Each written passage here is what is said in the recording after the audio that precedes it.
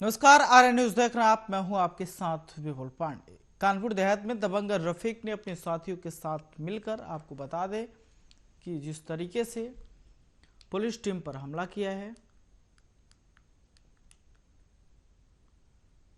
और हमले में चौकी इंचार्ज की पिस्टल और सिपाही की बंदूक भी गांव के दबंगों ने छीन ली। इस हमले में कंजिहरी के समर सिंह गंभीर रूप से घायल हो गए।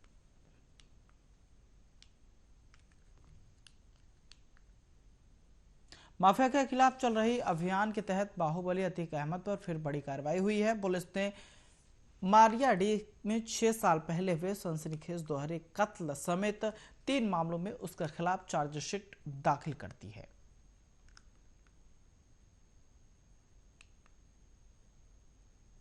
भदोही जिले के गोपीगंज थाना क्षेत्र के लालानगर टोल प्लाजा के पास खड़े कंटेनर के पीछे से कार भिड़ गई, जिसमें 3 की मौत हो गई जबकि 3 गंभीर रूप से घायल हो गए।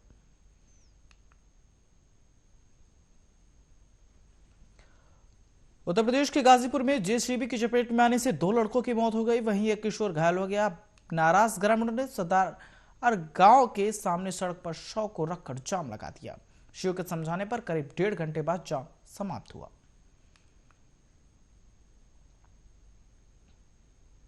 गोंडा में सरकारी कर्मचारियों के जाली पहचान पत्र बनाकर जीपीएफ के नाम पर जांच के धन का गबन करने के मामले में 5 आरोपी गिरफ्तार किए गए हैं। इनमें से 3 सरकारी कर्मचारी हैं।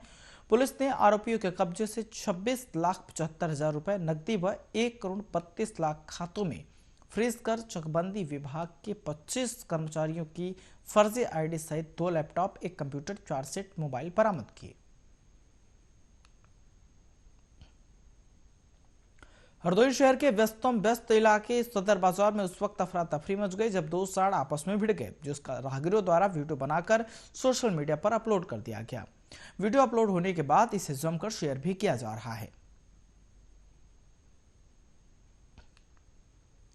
गोरखपुर के चरगमा ब्लॉक में आयोजित किसान मेले में मुख्यमंत्री योगी आदित्यनाथ ने विपक्ष पर जमकर हमला बोला।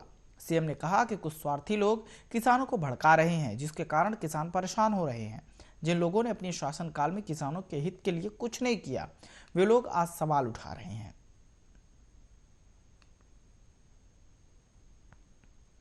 आज पीएम मोदी असम दौरे पर रहे। पीएम मोदी ने असम के बोकाखाट में जनसभा को संबोधित करते हुए कहा कि जब कांग्रेस केंद्र में थी तब असम में भी कांग्रेस की सरकार थी। उस समय असम के लोगों की तरफ देखा तक नहीं जाता था। अब जब से केंद्र में बीजेपी की सरकार आई है और असम में एनडीए की सरकार बनी है, तब से विकास भी डबल हो गया है।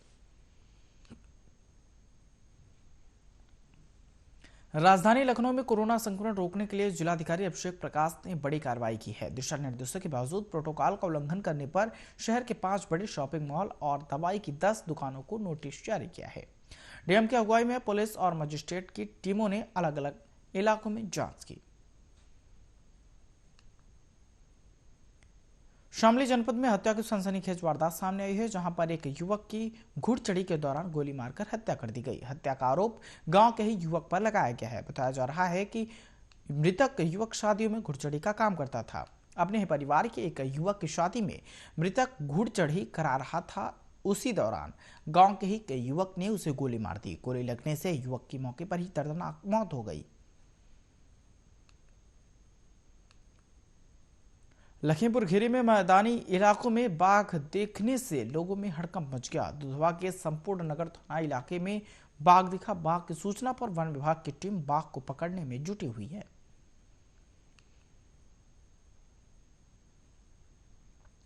लखीमपुर खीरी में सरकार द्वारा देश के बेहतर भविष्य के लिए शिक्षा से प्रति लोगों को जागरूकता बढ़ाने के उद्देश्य से चलाई जा रही प्रत्येक शनिवार को चौपाल योजना, जो लगातार 8 हफ्ते तक चलाने का आदेश हुआ है।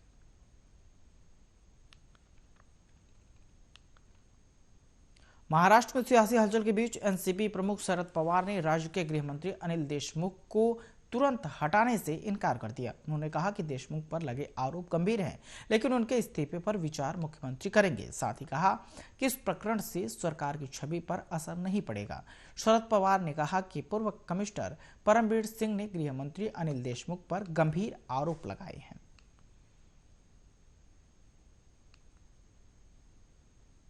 उत्तराखंड के हरिद्वार में होने वाले महाकुंभ 2021 में कोरोना संक्रमण फैलने का खतरा है। इस खतरे को भांपते हुए केंद्रीय स्वास्थ्य मंत्रालय ने उत्तराखंड सरकार को आगाह किया है।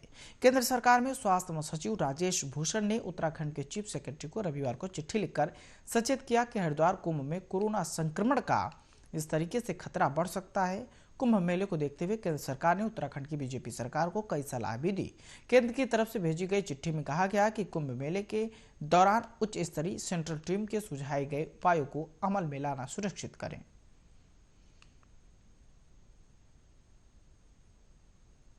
Lok Sabha speaker Om Birla corona virus से संक्रमित पाए गए हैं। ओम बिरला ने कोरोना पॉजिटिव होने की जानकारी मीडिया सेल ने दी है। ओम बिरला की ओर से कहा गया है कि हाल ही में उनके संपर्क में आए लोग कोरोना की जांच कराएं, जिससे इस संक्रमण से बचा जा सके।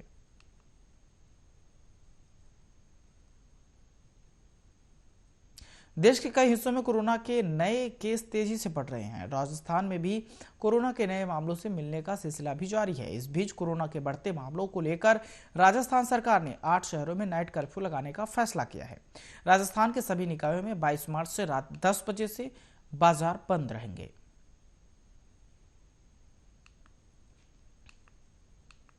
बुलंदशहर में गोलीकांड का मामला सामने आया है। बताया जा रहा है कि हमलावरों के जरिए एक ही परिवार के लोगों पर अंधाधुंध गोलियां चलाई गई। गोलीकांड में गनर समेत 4 लोग गोली लगने से घायल हो गए।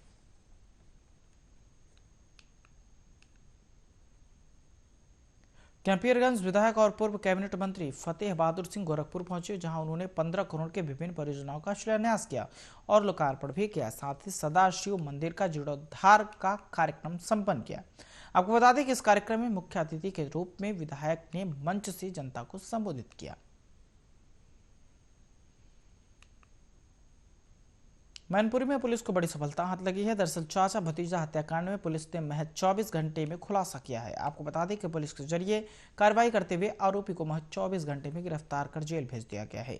पूरा मामला मैनपुरी के थाना किशनी क्षेत्र के इंदरपुर गांव का है, जहां किसी विवाद को लेकर एक भतीजे ने, आपको बता दें कि अपने चाचा को धारदार हथियार से हमला कर मौत के घाट उतार दिया था। कोरोना के बढ़ते मामलों को लेकर राजस्थान सरकार ने 8 शहरों में नाइट कर्फ्यू लगाने का फैसला किया है। राजस्थान के सभी निकायों में 22 मार्च से रात 10 बजे से बाजार बंद रहेंगे। अजमेर, भीलवाड़ा, जयपुर, जोधपुर, कोटा, उदयपुर, सागवाड़ा और कुशलगढ़ में रात 11 बजे से सुबह 5 बजे तक नाइट कर्फ्यू रहेगा।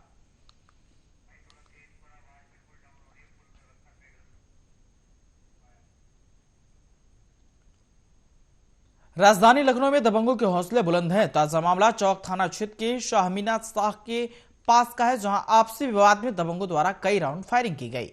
इस वारदात में विक्की और शानू नाम के 2 युवक घायल हो गए। फायरिंग करके आरोपी हालांकि फरार हो गए।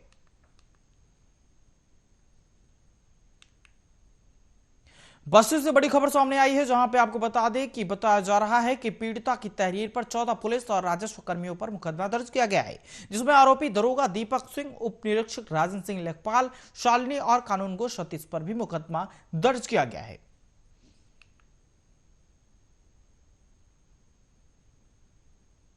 पंचायत चुनाव की प्रक्रियाओं के बीच उत्तर प्रदेश में अवैध शराब से मौतों का क्रम लगातार जारी है। ताजा मामला चित्रकूट जिले से सामने आया है। यहां पर राजापुर थाना क्षेत्र के खोपा गांव में जहरीली शराब पीने से 4 ग्रामीणों की मौत हो गई, जबकि 2 लोगों की हालत गंभीर बताई जा रही है।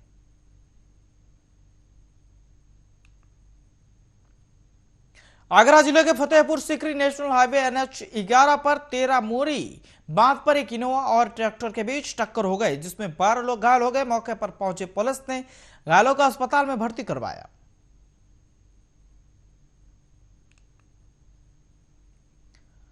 नानकमता विधानसभा के नगला में आदमखोर गुलदार ने युवती पर हमला कर दिया। वहीं गुलदार के हमला करने से युवती बुरी तरह से घायल हो गई। वहां मौजूद गांव वालों ने लाठी डंडों की मदद से गुलदार के चंगुल से युवती को छुड़ाया। पूर्णागिरि धाम को ट्रस्ट बनाने के लिए हाईकोर्ट ने रास्ता साफ कर दिया है। आपको बता दें कि 30 अप्रैल 2019 को विकास संघर्ष समिति ने नरेश सरकारी के नाम से उच्च न्यायालय में जनहित याचिका दायर की थी कि पूर्णागिरि धाम को जागेश्वर धाम की तर्ज पर ट्रस्ट बनाया जाए। सितारगंज पहुंचे बीजेपी नेता सुरेश गंगवार ने प्रांतीय उद्योग व्यापार मंडल में जीत के आने वाले प्रत्याशियों का फूल माला डालकर स्वागत किया। उन्होंने कहा कि सितारगंज में मेरा लगाव पुराना है, सभी लोग मुझसे प्यार करते हैं, इसलिए मैं सितारगंज चला आया।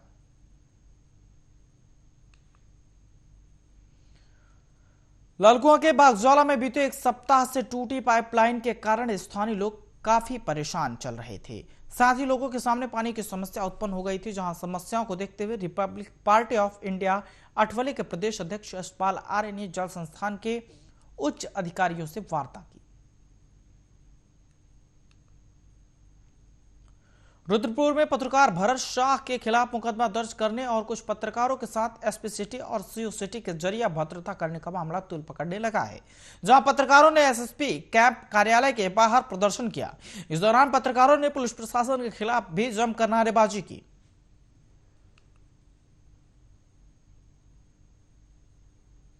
बाजपुर चीनी मिल श्रमिक संघ के बैनर तले सैकड़ों चीनी श्रमिकों ने अपनी मांगों को लेकर चीनी मिल के गेट पर बैठक का आयोजन किया।